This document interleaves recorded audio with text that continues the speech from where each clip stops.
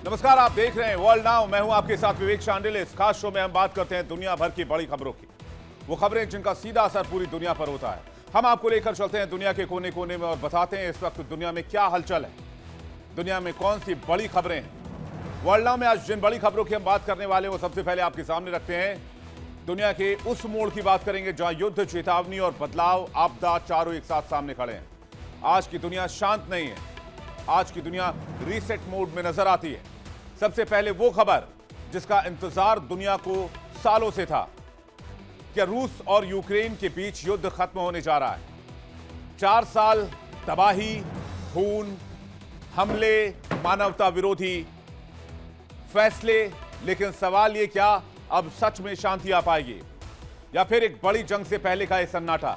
Putin अपनी शर्तों पर अड़े हुए हैं, जेलेंस्की झुकने को तैयार नहीं है और अमेरिका यूरोप समझौते की मेज सजा चुके हैं। आज दुनिया पूछ रही है क्या यह युद्ध विराम होने वाला है या फिर इतिहास की सबसे खतरनाक डील हो जाएगी और यह जंग और भड़क जाएगी। खबर देखेंगे डिटेल से।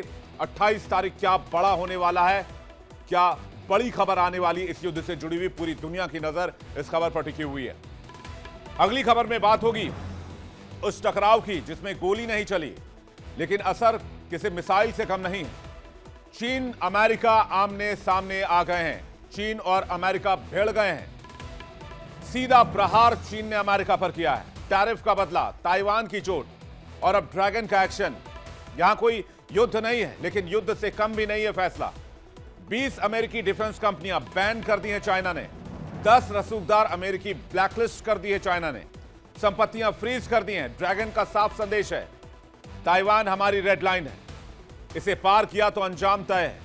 यह सिर्फ ट्रेड वॉर नहीं है बल्कि सुपर पावर क्लैश है और दुनिया के लिए खतरे की घंटी। इस खबर को हम ट्रैक लगातार कर रहे हैं, इस खबर से जुड़ी एक एक अपडेट और जानकारी आपको दिखाएंगे। तीसरी खबर भी आप जान लीजिए, वो तस्वीर जो अमेरिका की जमीनी हकीकत दिखा रही है। छुट्टियों का मौसम, आसमान बंद है। अमेरिका इस वक्त विंटर स्टॉर्म की चपेट में है। बर्फीले तूफान ने अमेरिका की उड़ानों को जमीन पर पटक दिया है। 1800 से ज्यादा फ्लाइट्स कैंसिल हैं, 22,000 से ज्यादा लेट है। न्यूयॉर्क, बोस्टन, डेट्रॉइट सब बेहाल है, सब ठप पड़ गए हैं।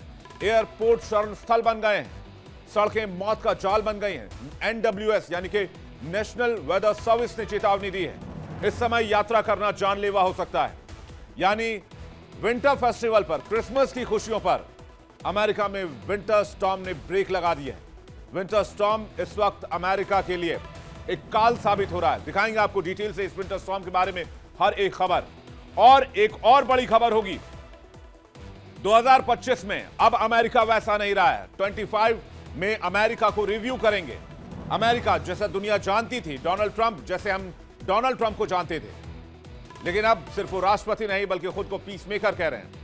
यूएस इंस्टीट्यूट ऑफ पीस का नाम बदल दिया है। ग्रीन न्यू डील को खत्म किया है। ड्रिल बेबी ड्रिल का ऑर्डर दिया है। विदेशी गाड़ियों पर 25% का टैरिफ लगाया है। स्टील पर 50% का टैक्स लगाया है। ट्रंप का दावा है कि गरीबी हटाओ जो उनकी कोशिश है, रोजगार लाओ जो उनकी कोशिश है, वो उस पर काम कर रहे हैं। महंगी एनर्जी, गरीबों पर टैक्स। समर्थक कह रहे हैं अमेरिका मजबूत हो रहा है, लेकिन आलोचक कह रहे हैं अमेरिका खुद को दुनिया से काट रहा है। तो सवाल यह है 2025 में अमेरिका को डोनाल्ड ट्रंप ने कितना बदल दिया।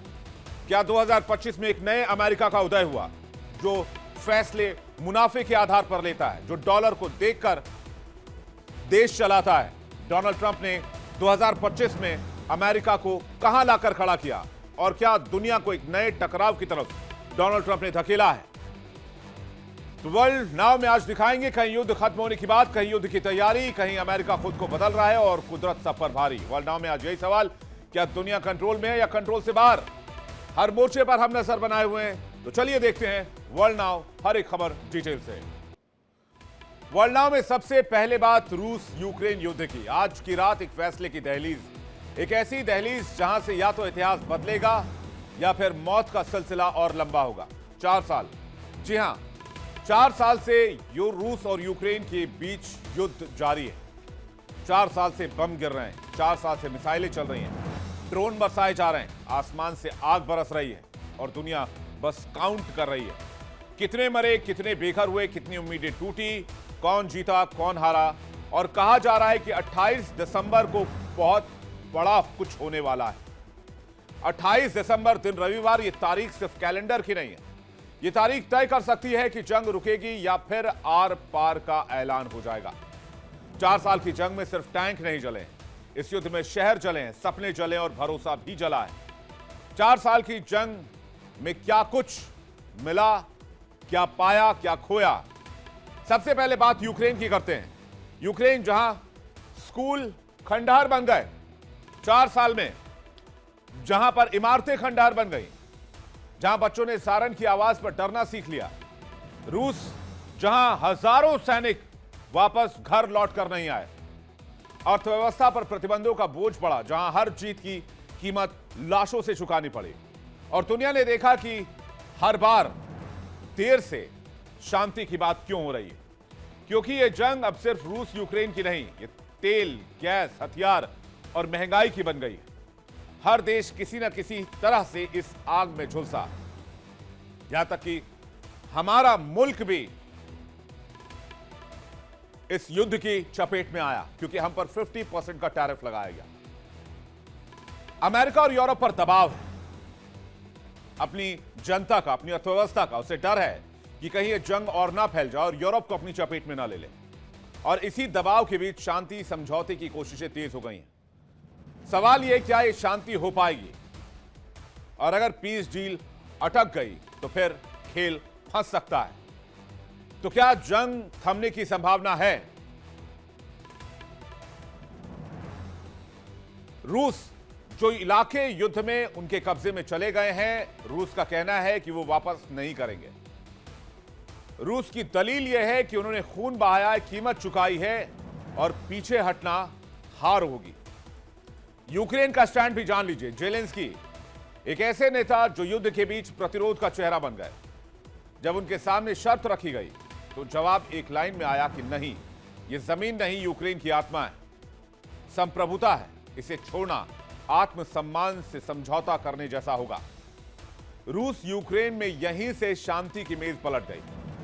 क्रिसमस जो अंधेरे में बीता और फिर आया क्रिसमस 2025 का।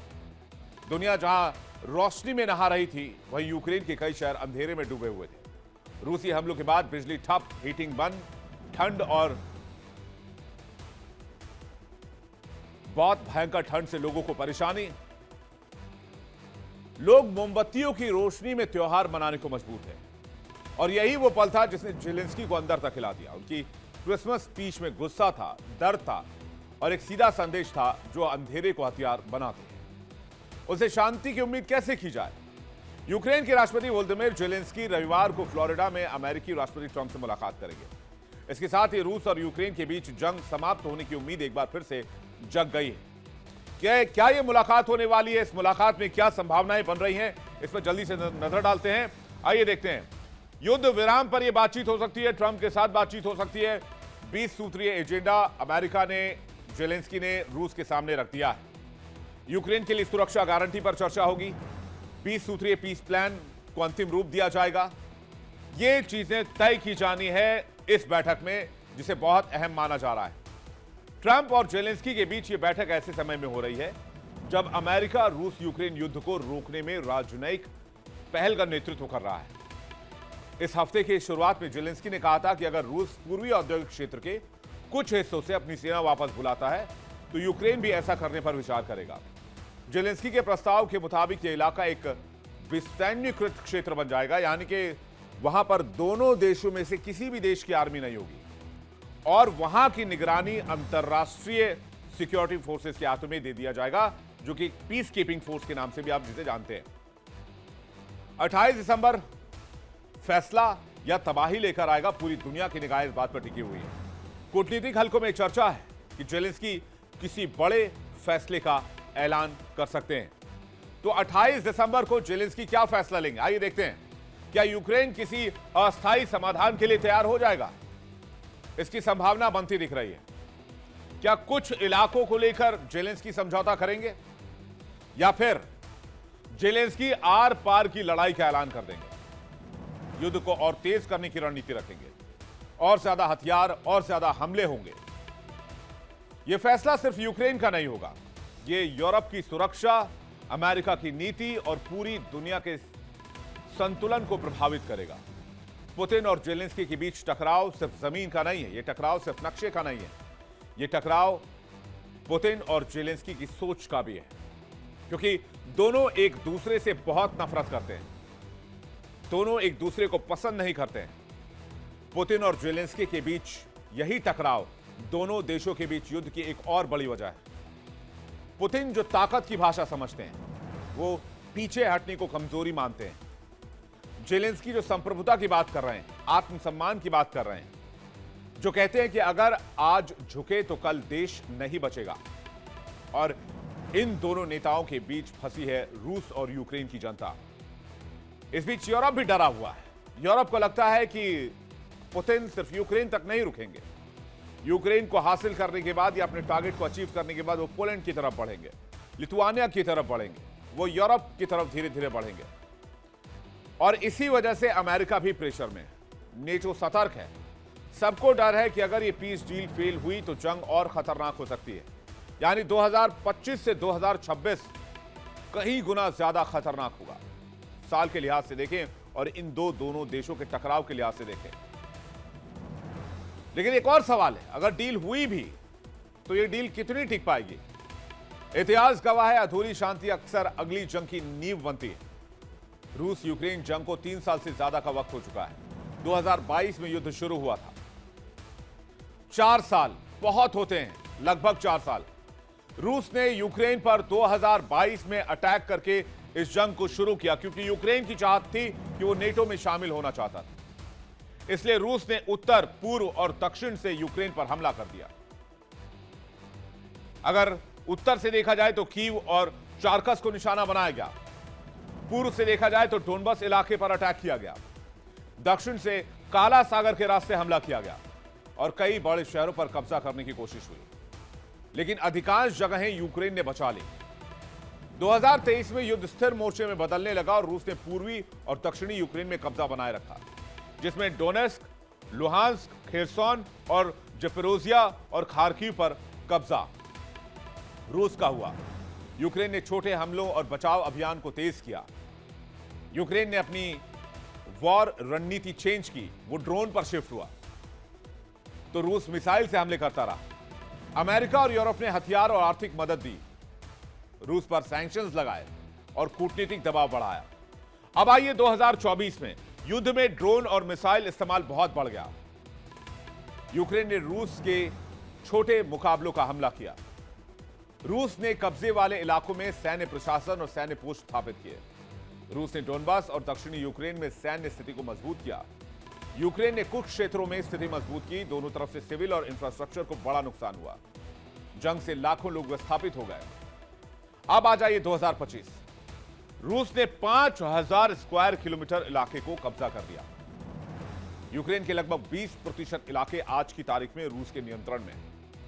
यूक्रेन ने रूस के बेलगोरोद समेत कई इलाकों पर हमला किया। यूक्रेन ने रूस के परमाणु संयंत्रों पर ड्रोन हमले किए। यूक्रेन पर रूस का मिसाइल और ड्रोन हमला अभी भी लगातार जारी है। यूक्रेन को पश्चिमी देशों से हथियार और आर्थिक सहायता फिर से मिल रही है और इसलिए यह जंग आज भी जारी है। मौसम भले ही सर्द है, कई जगहों में तापमान माइनस में है, हाड़ कपाने वाली ठंड है, लेकिन लगता है यही है इस ठंड के बीच रूस और यूक्रेन के बीच जमी दुश्मनी की दीवार पिघल सकती है। आज से कुछ दिन पहले रूस को लेकर यूएस इंटेलिजेंस के दावे को नजरअंदाज भी नहीं किया जा सकता है, क्योंकि उन्होंने ऐसे दावे कर दिए हैं जिससे आने वाला समय रूस के पड़ोसी मुल्कों के लिए काफी भारी पड़ सकता है। रूसी इंटेलिजेंस का दावा क्या है, रूस को लेकर इंटेलिजेंस का दावा क्या है, अमेरिकी इंटेलिजेंस का, यह देखिए। अमेरिकी इंटेलिजेंस यह दावा कर रहा है कि यूक्रेन पर पूरी तरीके से रूस अपना कंट्रोल चाहता है। रूस पूर्व सोवियत इलाकों को वापस लेने पर अड़ा हुआ है। नेटो के कई सदस्य देशों पर भी रूस की नजर है, यह अमेरिकी खुफिया एजेंसी की रिपोर्ट बता रही है। यानी पुतिन के टारगेट पर यूरोप के कई देश हैं, जिनमें से कुछ के नाम अभी हमने आपको बताए, बाकी कुछ के नाम यहां देख लेते हैं जो खुफिया रिपोर्ट में सामने आई है। अमेरिका कह रहा है कि पुतिन के टारगेट पर एस्टोनिया, लिथुआनिया, लिथुआनिया, मोल्दोवा और पोलैंड जैसे देश हैं और इन पर भी पुतिन हमला कर सकते हैं। तो आज सवाल यह नहीं है कि रूस यूक्रेन में शांति होगी या नहीं, सवाल यह है कि किस कीमत पर होगी, किसके लिए होगी और कितने दिन के लिए होगी। 28 दिसंबर को अगर कोई फैसला आता है तो वो एक बयान नहीं होगा, वो एक दिशा होगी, या तो बातचीत की या फिर तबाही की। और दुनिया सांस थाम के इस वक्त देख रही है कि किसी तरह से सीज फायर हो जाए। कीव की सड़कों से लेकर मॉस्को के गलियारों तक इस वक्त सबकी नजर 28 तारीख पर लगी हुई है, क्योंकि कभी कभी एक फैसला लाखों जिंदगियों को संवार सकता है। और इसलिए हमारी नजर भी इस बैठक पर बनी हुई है।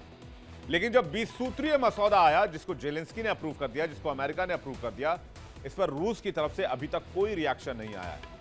यहां 2-3 चीजें साफ कर देना चाहते हैं। पहली बात तो यह कि रूस जिन इलाकों तक पहुंच चुका है उन इलाकों को छोड़ने पर राजी नहीं होगा। दूसरा, जो मसौदा लाया गया उसमें साफ तौर पर कहा गया है कि नेटो के आर्टिकल 5 की गारंटी देनी होगी यूक्रेन को। आर्टिकल 5 यह कहता है कि अगर नेटो के किसी भी देश पर हमला होता है तो पूरा नेटो उस हमले का जवाब देने के लिए अधिकृत है। यानी कि एक तरह से यूक्रेन आज भी नेटो की सुरक्षा या सदस्यता मांग रहा है, लेकिन दूसरे तरीके से। तो क्या इस पर पुतिन सहमत होंगे? ये बड़ा सवाल है। लेकिन उससे भी बड़ा सवाल कि क्या ये पीस डील बन पाएगी? क्या ट्रंप कामयाब हो पाएंगे? क्या जेलेंस्की और पुतिन के बीच सहमति बन पाएगी? पूरी दुनिया उम्मीद की नजर से देख रही है। और जब हम साल 2026 में जा रहे हैं तो एक नई शुरुआत के लिए जा रहे हैं, एक नई शुरुआत के साथ जा रहे हैं। और नई शुरुआत में लोग उम्मीदों के साथ आते हैं, इसलिए हम भी इसी उम्मीद में हैं कि दोनों मुल्कों के बीच सीज फायर होगा और सीज फायर के साथ ही दोनों तरफ तबाही का सिलसिला रुकेगा और लोगों के मरने का सिलसिला भी। इस पर हमारी नजर रहेगी, आपको अपडेट्स देते रहेंगे। फिलहाल आगे बढ़ते हैं और बात करते हैं दो बड़ी ताकतों के टकराव की। मैं आपसे अगर कहूं कि अमेरिका और चाइना में जंग छिड़ गई है, क्या आप मेरे बात पर यकीन करेंगे? बेशक आप कहेंगे अमेरिका और चाइना में जंग नहीं छिड़ी है, लेकिन अमेरिका और चाइना भिड़ चुके हैं, रसाकसी शुरू हो गई है। और इसे मैं एक तरह से जंग ही मानता हूं। कैसे? आइए देखते हैं। एक तरफ अमेरिका, हथियार, डॉलर और दबदबे की ताकत, दूसरी तरफ चीन, ड्रैगन की याददाश्त और बदले की ठंडी लेकिन घातक रणनीति। और सवाल सिर्फ टैरिफ तक नहीं रह गया, अब सवाल ताइवान का आ गया है और चीन के ईगो का आ गया। क्या अमेरिका और चीन अब टकराव की उस लाइन तक पहुंच गए हैं जहां से जंग की शुरुआत हो सकती है? क्योंकि चीन ने एक्शन ले लिया है अमेरिका के खिलाफ और यहां से लौटना लगभग नामुमकिन है। टैरिफ की चोट से चीन तो पहले ही तड़प रहा था, अरबों डॉलर का नुकसान, एयरपोर्ट पर ब्रेक और ग्लोबल मार्केट में दबाव। लेकिन तभी वॉशिंगटन ने वो किया जिसे बीजिंग छटपटा गया, तिलमिला गया, जिसे ड्रैगन तड़प उठा। ताइवान को $11.1 बिलियन का हथियार पैकेज अमेरिका ने साइन कर दिया, यानी तकरीबन 93,000 करोड़ रुपए ताइवान के हाथ में दे दिए हथियार खरीदने के लिए। चीन कह रहा है यह कोई डील नहीं है, यह चीन की संप्रभुता पर सीधा हमला है, चीन का अपमान है और सीधा रेड लाइन क्रॉस कर दिया है अमेरिका ने। और यहीं से जिनपिंग फट पड़े हैं, चीन उबल पड़ा है, ड्रैगन की चेक मेट चाल सामने आ गई है। और चीन ने इस बार सिर्फ निंदा नहीं की है, बयान नहीं दिया है, इस बार एक्शन ले लिया है, वो भी वार्निंग के साथ। ड्रैगन ने अमेरिका पर दांत गड़ा दिए हैं और अब तक की सबसे बड़ी कार्रवाई करके दिखा दिया अमेरिका को कि अमेरिका अब सुपर पावर वाली हैसियत में नहीं रह गया है। अमेरिका को आंख दिखाने वाला चीन कह रहा है गेट आउट। कैसे? 20 अमेरिकी डिफेंस कंपनियां चाइना ने बैन कर दी, 10 रसूखदार अमेरिकी लोगों को ब्लैकलिस्ट में डाल दिया। यह एक तरह से चाइना का हमला देखा जा रहा है अमेरिका के ऊपर। यह सिर्फ आर्थिक हमला नहीं है, यह पावर शो की शुरुआत है। यह संदेश है अगर ताइवान को छुआ तो हम अमेरिकी सिस्टम हिलाकर रख देंगे। और अब जरा उन नामों को समझिए जो चीन ने बैन लिस्ट में डाला है। कौन कौन लोग ड्रैगन के निशाने पर आए हैं और किस कंपनी से जुड़े हुए हैं, आप जब जानेंगे तो आपके होश उड़ जाएंगे। सेंट लुइस ब्रांच बोइंग, दुनिया की सबसे बड़ी विमान निर्माता कंपनी, इसको बैन कर दिया चाइना ने। सिविल एविएशन से लेकर मिलिट्री एयरक्राफ्ट तक बोइंग बनाती है। चीन का मैसेज क्लियर है, हमारे आसमान से दूर रहो। इसके अलावा नॉर्थरोप ग्रुमन अमेरिका की एडवांस्ड वेपन सिस्टम की रीढ़ है। स्टेल्थ बॉम्बर्स और मिसाइल डिफेंस में काम करती है। चीन कह रहा है जो हमें घेरने आएगा हम उसकी सप्लाई चेन ही काट देंगे। L3 हैरिस मैरीटाइम सर्विस जो नेवी और समुद्री सुरक्षा की बड़ी खिलाड़ी है। मतलब साफ है, साउथ चाइना सी में अब अमेरिका को खुली छूट नहीं है। एंडुरिल इंडस्ट्रीज सिर्फ कंपनी नहीं, इसके संस्थापक और 9 सीनियर अधिकारियों को भी चाइना ने ब्लैकलिस्ट में डाल दिया है। यानी पर्सनल वॉर चाइना और अमेरिका के बीच में।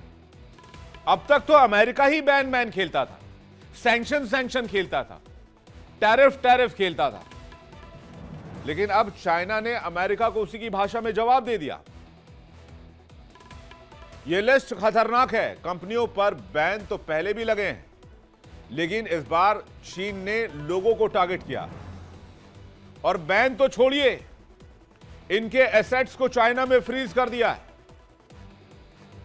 ये कंपनियां चाइना में किसी भी संपत्ति को ना बेच पाएंगी, ना पैसे निकाल पाएंगी, ना फंड ट्रांसफर कर पाएंगी, कुछ भी नहीं हो पाएगा। कोई चीनी बैंक, कोई चीनी कंपनी इनके साथ काम नहीं करेगी। चीन में इन रसूखदारों के लिए रहने पर भी पाबंदी लगा दी गई है। यह वही रणनीति है, जैसा कि मैंने आपको बताया, जो अमेरिका सालों से दूसरों पर आजमाता आया है। आज चीन ने वही हथियार अमेरिका के खिलाफ इस्तेमाल किया है जो अमेरिका इस्तेमाल करता था। और चीन के विदेश मंत्रालय का बयान सिर्फ बयान नहीं है, उसमें क्या लाइनें थी वो देखेंगे आप तो और चौंक जाएंगे। क्या मैसेज दिया है देखिए। अमेरिका को कहा है चाइना ने कि ताइवान से दूर रहने में तुम्हारी भलाई है। ताइवान जो है वो चीन के कोर इंटरेस्ट का केंद्र है और ये चीन अमेरिकी संबंधों की पहली रेड लाइन है। यानी अमेरिका ताइवान में अपनी नाक घुसेड़ना बंद करे। मतलब ये कि इसके आगे अगर कुछ हुआ तो जिम्मेदार सिर्फ अमेरिका होगा। जिनपिंग रेड लाइन कह रहे हैं, तो इतिहास बताता है कि यह मजाक नहीं है। अब सवाल, ताइवान इतना बड़ा मुद्दा क्यों है और क्यों इस पर दोनों देश एक दूसरे के आमने सामने खड़े हो गए। ताइवान पर चीन अमेरिका आमने सामने क्यों है? चीन कह रहा है ताइवान हमारा इंटीग्रल पार्ट है, अधूरा काम है उसको पूरा करना है, यानी कि उसको चाइना में मिलाना है। अमेरिका कह रहा है कि हमारे यहां तो कानून है ताइवान की रक्षा के लिए और कानूनन हम बाध्य हैं, हमें ताइवान की रक्षा करनी होगी। यह बात सही है। अमेरिका में बाकायदा ताइवान के नाम से एक्ट बनाया गया है और उस एक्ट के तहत अमेरिका बाध्य है, उसे ताइवान की रक्षा करनी पड़ेगी। यानी ताइवान पर चीन और अमेरिका में टकराव तय है। चीन कह रहा है ताइवान संप्रभुता का मामला है, अमेरिका कह रहा है यह हमारे कानून का मसला है और यह हमारे लिए रणनीतिक स्ट्रेटेजिक लाइन भी है। और जब संप्रभुता और रणनीति टकराती है तो शांति सबसे पहले मरती है। डोनाल्ड ट्रंप का मानना है कि टैरिफ से चीन टूटेगा, हथियारों से दबाव बनेगा। लेकिन सवाल यह है कि क्या ट्रंप चीन को कमजोर कर रहे हैं या चाइना को, जिनपिंग को और आक्रामक बना रहे हैं? क्योंकि चीन आज जो कर रहा है उसने ऐसा पहले कभी नहीं किया। सीधा अमेरिका के डिफेंस इकोसिस्टम पर हमला। दुनिया घबराई हुई है क्योंकि यह लड़ाई हुई तो फिर यह सीमित नहीं रहेगी, इसको कंटेन नहीं किया जा सकेगा। अमेरिका चीन में अगर किसी भी तरीके से भिड़ंत हुई या फिर कोल्ड वॉर की शुरुआत हुई, शीत युद्ध चली, तो सबसे पहले सप्लाई चेन हिल जाएगी, शेयर मार्केट डगमगाएंगे, टेक्नोलॉजी वॉर तेज हो जाएगी। और अगर ताइवान को लेकर आगे बढ़ता है अमेरिका तो मिलिट्री एस्केलेशन भी हो सकता है। ताइवान स्ट्रेट में एक भी गलत कदम हुआ तो यह सिर्फ अमेरिका चीन की लड़ाई नहीं रहेगी। सवाल सिर्फ यह नहीं कि चीन ने इतना बड़ा एक्शन क्यों लिया। ऐसा पहली बार है जब किसी देश ने इतनी बड़ी संख्या में अमेरिका की कंपनी को बैन किया है। जबकि एक हकीकत शायद आप में से कई लोगों को पता होगी, वो ये है कि चाइना में इन्वेस्टमेंट करने वाला ही अमेरिका था, वरना 1970 1980 तक चाइना की इकोनॉमी भारत से भी पीछे थी। लेकिन अमेरिका ने कहा हम तुम्हें डॉलर देंगे, तुम मैन्युफैक्चर करो और अपना सामान, हमारा सामान सस्ते में बनाओ, फिर हमें आप बेच दो। और उसी मैन्युफैक्चरिंग इंडस्ट्री की नींव पड़ी 80 के दशक में, और उसके बाद चाइना की रफ्तार 45 सालों में आप देख रहे हैं, तस्वीर आपके सामने। तो अमेरिका यह सोच रहा है कि जिसको मैंने खड़ा किया आज वो मुझे आंखें दिखा रहा है। तो सवाल यह, क्या अमेरिका पीछे हटेगा? क्या ट्रंप ईगो की इस लड़ाई को और आगे ले जाएंगे? क्योंकि अमेरिका की तरफ से अभी रिएक्शन नहीं आया है। और आप डोनाल्ड ट्रंप को जानते हैं, 1 साल का रिजीम आपने देखा है। डोनाल्ड ट्रंप इस फैसले के बाद नहीं रुकेंगे, जवाब आना लाजमी है, चाहे वो टैरिफ के जरिए आए, चाहे वो किसी और तरीके से आए, चाहे वो ताइवान को और फंडिंग करके आए या ताइवान को और हथियार देकर आए, लेकिन जवाब आएगा। तो क्या ड्रैगन अब पूरी ताकत से दहाड़ेगा? क्योंकि ताइवान सिर्फ आइलैंड नहीं है, वो आज वर्ल्ड वॉर का संभावित ट्रिगर पॉइंट बन चुका है। अब सवाल यह आता है कि चीन ताइवान के पीछे क्यों है? यह कहानी क्या है? एक छोटा सा द्वीप, लेकिन इसके साथ ही दुनिया की शांति दांव पर लगी है। चीन की प्रतिष्ठा दांव पर लगी हुई है, अमेरिका की ताकत, बादशाह दांव पर लगी हुई है, और दुनिया की स्थिरता दांव पर लगी हुई है। ताइवान को लेकर कहानी क्या है, यह भी आपको जल्दी से बताते हैं। चीन कहता है कि ताइवान कभी अलग देश था ही नहीं, वह हमेशा से चीन का हिस्सा रहा है। 1949 में चीन के गृह युद्ध के बाद कम्युनिस्ट पार्टी ने मुख्य चीन पर कब्जा किया। पुरानी सरकार, जो कुओमिंतांग की सरकार थी, वो भागकर ताइवान चली गई। तब से चीन मानता है कि ताइवान एक अलग प्रांत है जिसे वापस लाना है और चीन का ही इंटीग्रल पार्ट है।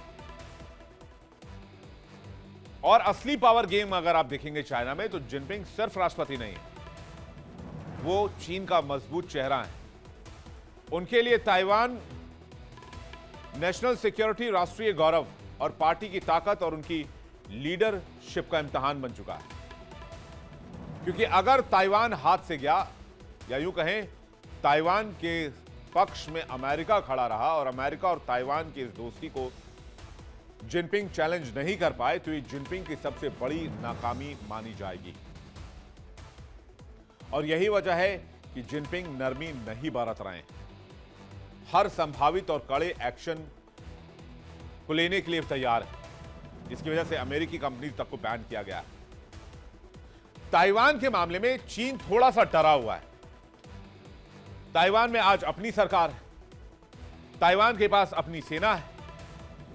चीन को डर लग रहा है कि अगर ताइवान को आजाद ही रहने दिया गया तो कल तिब्बत में सवाल उठेंगे, शिनजियांग में सवाल उठेंगे, हांगकांग में सवाल उठेंगे, और इनमें भी अलगाव की मांग तेज होती जाएगी, जिसको अब तक बंदूक की नोक पर चाइना दबाता आया है।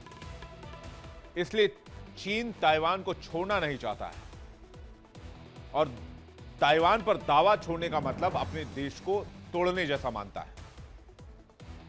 जबकि अमेरिका कहता है कि ताइवान की रक्षा उसका कानूनी अधिकार है,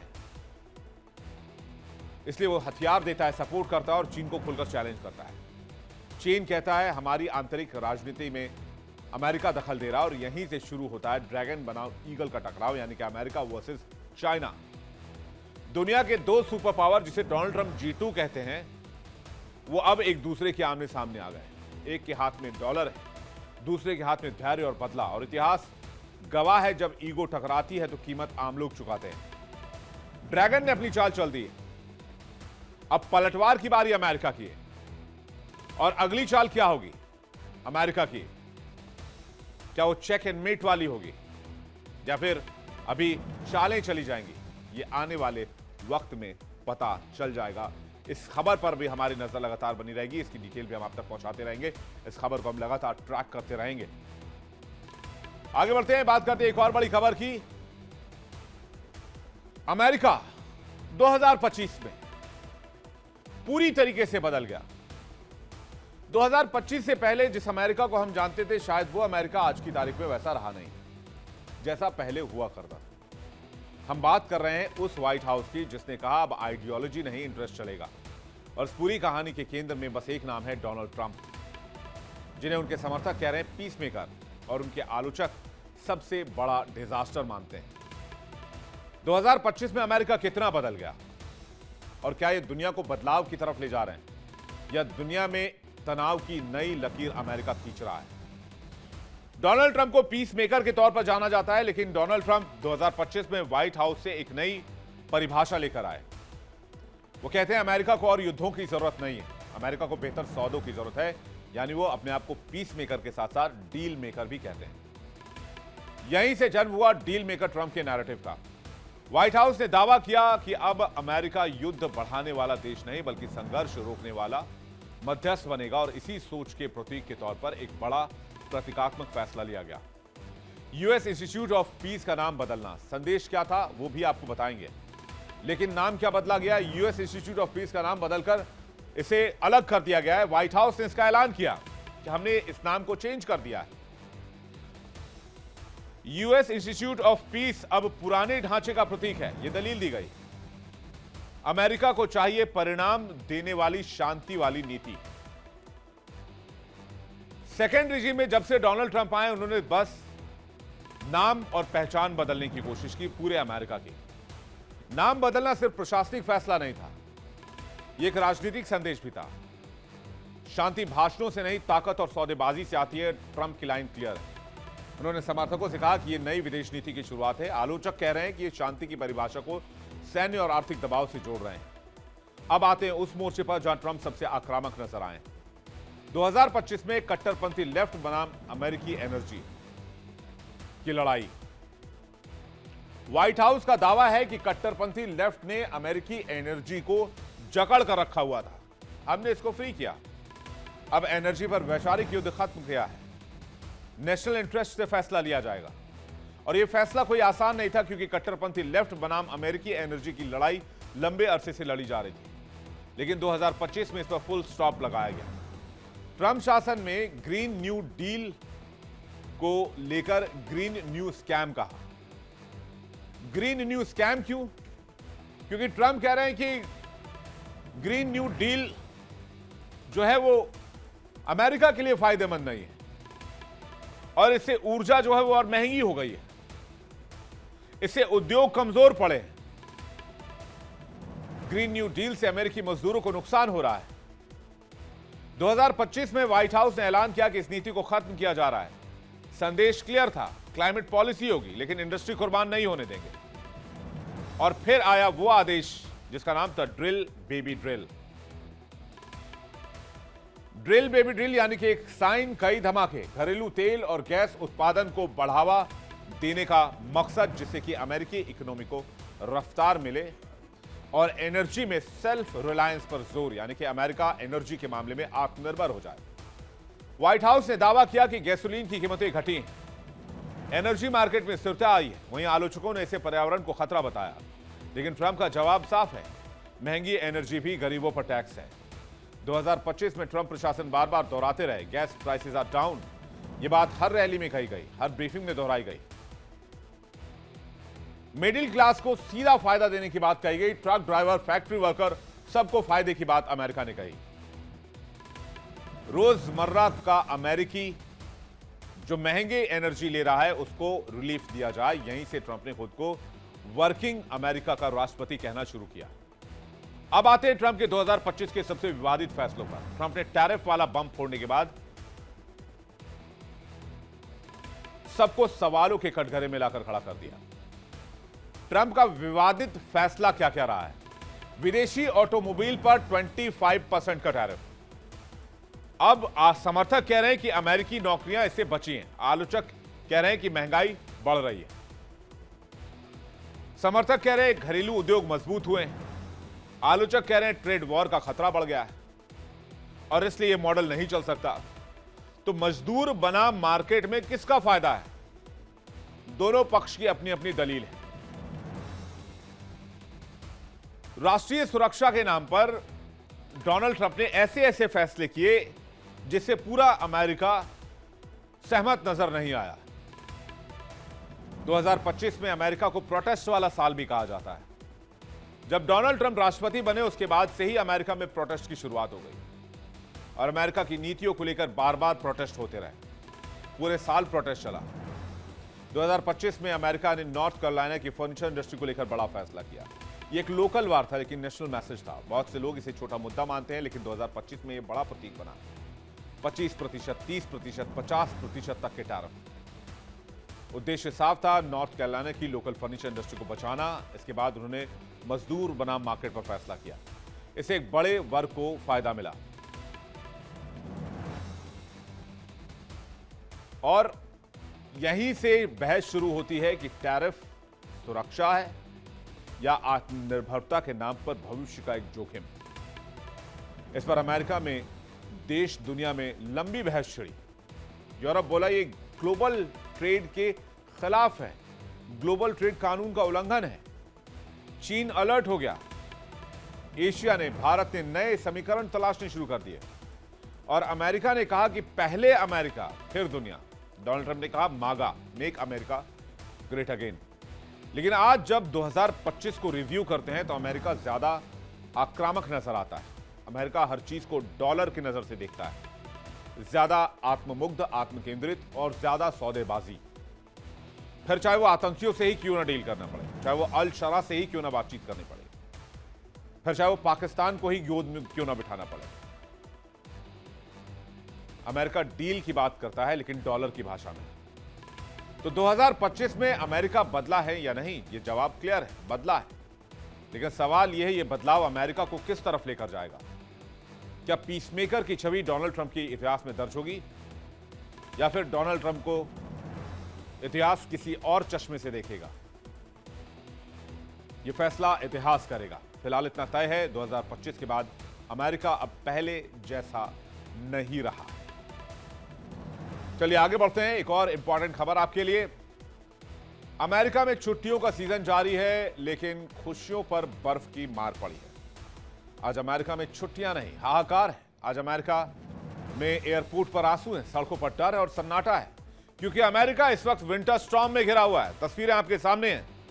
इस विंटर स्टॉर्म ने अमेरिका की फेस्टिव सीजन पर ग्रहण लगा दिया। कैसे, ये खबर आपको डिटेल से बताएंगे लेकिन जरा फुल स्क्रीन आपको तस्वीर दिखाते हैं। देखिए किस तरह से अमेरिका के लोग इस वक्त इस विंटर स्टॉर्म का सामना कर रहे हैं। जरा इन तस्वीरों को देखिए।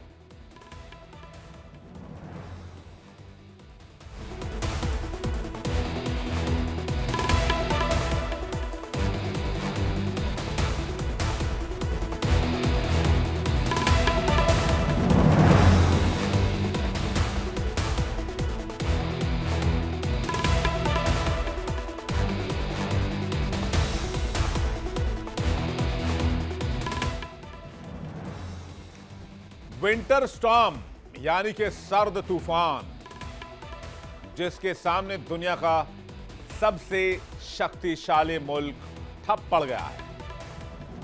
एयरपोर्ट पर आंसू हैं, सड़कों पर डर है, आसमान में सन्नाटा है। लोग घर जाना चाहते हैं छुट्टियां मनाने के लिए, अपनों से मिलने के लिए, लेकिन वो एयरपोर्ट पर फंस गए हैं। जो लोग अपनों से मिलने के लिए घर लौट रहे थे वो एयरपोर्ट के फर्श पर छुट्टियां काट रहे हैं। जो सोच रहे थे कि क्रिसमस की छुट्टियां परिवार वालों के साथ मजे में बीतेगी, उनके लिए कुदरत ने नो का अलार्म बजा दिया।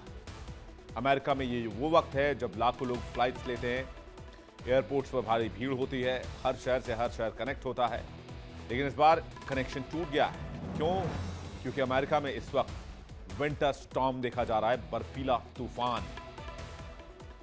और बर्फीले तूफान की वजह से एविएशन सेक्टर चीख पड़ा है और इसकी कहानी इस सेक्टर के आंकड़े बताते हैं, जो मैं आपके सामने भी रखूंगा। Flight tracking website flight aware के आंकड़े बताते हैं कि अमेरिका में आसमानी उड़ान पर विंटर स्टॉर्म का पहरा लग गया है। 1802 उड़ानें रद्द हुई हैं, 22,349 उड़ानों में देरी हुई है। और यह सिर्फ नंबर नहीं है, हर नंबर के पीछे एक परिवार, एक बुजुर्ग, एक बच्चा, एक शादी, एक अंतिम संस्कार, एक क्रिसमस डिनर, बहुत सी चीजें छूटी हैं। अगर इस तूफान ने किसी शहर को सबसे ज्यादा झटका दिया है तो वो है अमेरिका का सबसे हाईटेक सिटी न्यूयॉर्क, सबसे मॉडर्न। न्यूयॉर्क के 3 बड़े एयरपोर्ट, लगार्डिया, जेएफके और न्यूयॉर्क, तीनों ठप हो गए। सबसे ज्यादा फ्लाइट कैंसिल हुई है। न्यूयॉर्क के एयरपोर्ट्स के पास ज्यादा होटल नहीं है, ट्रांजिट पॉइंट नहीं है, बल्कि आपातकालीन आश्रय बनाए गए हैं। इसलिए लोग जमीन पर सोने को मजबूर हैं, बैग तकिए बन गए और बोर्डिंग पास सिर्फ कागज का एक टुकड़ा। और न्यूयॉर्क अकेला नहीं है, बोस्टन, डिट्रॉइट, यहां भी फ्लाइट रुकी हुई हैं। रनवे बर्फ से ढके हुए हैं, डी आइसिंग में देरी है और यात्री सवाल पूछ रहे हैं। एयरपोर्ट पर यात्री पूछ रहे हैं कि कब तक ये रिस्टोर किया जा सकेगा। उनकी छुट्टियां खत्म होने वाली हैं, उनकी छुट्टियां क्या एयरपोर्ट पर ही गुजरेंगी। लोग बेचैन हैं, परेशान हैं, लेकिन उनकी सुनने वाला कोई नहीं है। समस्याओं की फहरिस्त लंबी है, समाधान कब मिलेगा कोई नहीं जानता, दूर दूर तक कोई नजर नहीं आता। अभी कुछ समय पहले की बात है जब अमेरिका में इकोनॉमिक लॉकडाउन लगा था और उसकी वजह से एविएशन सेक्टर पर बहुत गहरी मार पड़ी थी। उस समय भी फ्लाइट्स काफी कम हो गई थी और एयरपोर्ट पर बहुत भीड़ लगी थी। और ये चंद महीनों पहले की बात है, 1-2 महीने पहले की बात। और एक बार फिर से अमेरिका का एविएशन सेक्टर फिर से खतरे में है और इस बार वजह बना है अमेरिका का विंटर स्टॉर्म, जिस पर मौसम का पहरा है। दूसरी तरफ छुट्टियों के सीजन में अपनी मंजिल तक पहुंचने की लोगों की जद्दोजहद। एयरलाइंस कंपनियों ने सोशल मीडिया प्लेटफॉर्म एक्स पर चेतावनी जारी करनी शुरू कर दी है। उनका मैसेज क्लियर है, एयरपोर्ट आने से पहले फ्लाइट स्टेटस जरूर चेक करें, क्योंकि मौसम हमारे कंट्रोल में नहीं और सुरक्षा से समझौता नहीं किया जाएगा। इसलिए जब मौसम साफ होगा तभी उड़ानें जारी होंगी या उड़ानें भरी जाएंगी। अब सवाल यह है कि लोग एयरपोर्ट पर फंसे हैं तो क्या सिर्फ सोशल मीडिया पर पोस्ट करने से उनकी दिक्कतें दूर हो जाएंगी? क्या उनके लिए कोई अतिरिक्त व्यवस्था जरूरी नहीं है? क्या एयरलाइंस कंपनियां अब बस लोगों को उनके हाल पर छोड़ने को मजबूर हैं? अब बात करते हैं असली विलेन यानी कि इस विंटर स्टॉर्म की, जो कि इतना ताकतवर है। विंटर स्टॉर्म को लेकर एनडब्ल्यूएस यानी कि नेशनल वेदर सर्विस ने साफ कहा है, चेतावनी दी है। ग्रेट लेक्स से न्यू इंग्लैंड तक हालात खतरनाक है, यात्रा करना जानलेवा हो सकता है, विजिबिलिटी बेहद कम है, तेज हवाएं और भारी बर्फबारी की चेतावनी है। आपको एक बार फिर से इस तस्वीर दिखाते हैं कि किस तरह से इस इलाके में अभी तक भयंकर बर्फबारी हो रही है।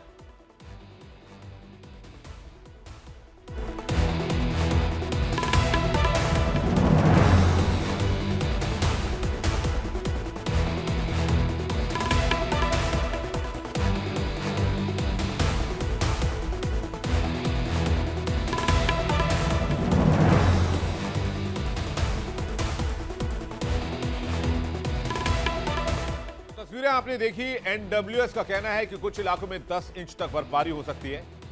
10 इंच बर्फ का मतलब रनवे बंद, सड़कें बंद, एम्बुलेंस तक बंद। और यह सिर्फ असुविधा नहीं है, यह मौसम का खतरा है जिससे कोई मुकाबला नहीं कर सकता। यह मदर नेचर का प्रकोप है। अब जरा आसमान से उतरकर सड़क पर आइए। न्यूयॉर्क सिटी में ट्रेवल एडवाइजरी जारी कर दी गई है।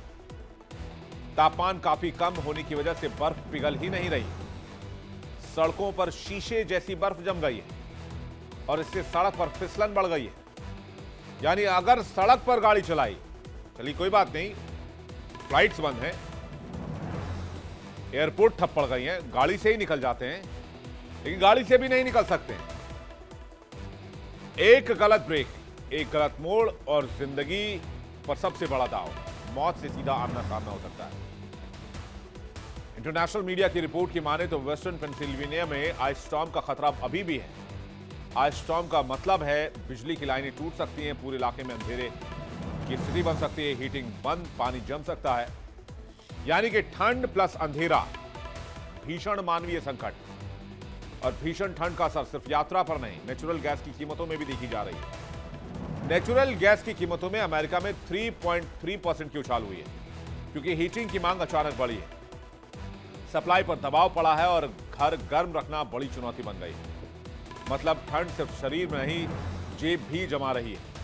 एनडब्ल्यूएस की रिपोर्ट के मुताबिक आगे आने वाले 1-2 दिनों तक कुछ इलाके और ज्यादा प्रभावित हो सकते हैं। कौन से इलाके प्रभावित हो सकते हैं वो भी आपको बता देते हैं। अमेरिका में Great Lakes, Northern Mid Atlantic, Southern New England, North East New Jersey, Lower Hudson Valley, Long Island और कनेक्टिकट के हिस्से, यानी पूरा नॉर्थ ईस्ट वेस्ट जोन में है अमेरिका का। क्या एविएशन सिस्टम इस विंटर स्टॉर्म के लिए तैयार था? क्या अमेरिका का एयरपोर्ट इंफ्रास्ट्रक्चर ऐसे स्टॉर्म के लिए नहीं बना है? और इससे भी बड़ी बात, अगर कोई ऐसा स्टॉर्म आ रहा था तो क्या यात्रियों को पहले से सूचित किया गया? तूफान के बाद सवाल उठाए जा रहे हैं, लेकिन आज इसी तूफान की वजह से, जिसे अमेरिका का एविएशन सेक्टर जूझ रहा है, मुकाबला नहीं कर पा रहा है, तो अमेरिका के लोग क्रिसमस ट्री के नीचे नहीं, एयरपोर्ट गेट के नीचे ही छुट्टियां मना रहे हैं। कोई बच्चों को समझा रहा है, कोई बुजुर्ग को कंबल दे रहा है, कोई मोबाइल चार्ज करने के लिए लाइन में है। और कहानी सिर्फ मौसम की नहीं है। अमेरिका में छुट्टियां चल रही हैं। ये कुछ के लिए यादें होंगी, कुछ के लिए सबक और कुछ के लिए सबसे मुश्किल क्रिसमस। बर्फ गिरेगी, तूफान थमेगा, फ्लाइट्स फिर से उड़ेंगी, लेकिन कब, इसका जवाब किसी के पास नहीं है। सवाल यह है, क्या हम हर साल इतनी ही बेबसी से कुदरत की मार का सामना करेंगे, या इससे मुकाबला करने के लिए कोई बड़ा और बेसिक इंफ्रास्ट्रक्चर डेवलप करेंगे? ये अमेरिका के लोग पूछ रहे हैं। वर्ल्ड नाउ में फिलहाल इतना ही। बारी है इंडिया डेली क्विज कॉन्टेस्ट की। इंडिया डेली क्विज कॉन्टेस्ट में हमारा आज का सवाल है, म्यांमार किस महाद्वीप में है? ऑप्शन ए है एशिया, ऑप्शन बी यूरोप। सही जवाब भेजिए 72407 72407 पर व्हाट्सएप पर। सही जवाब देने वाले लकी विजेता को मिलेगा शानदार इनाम।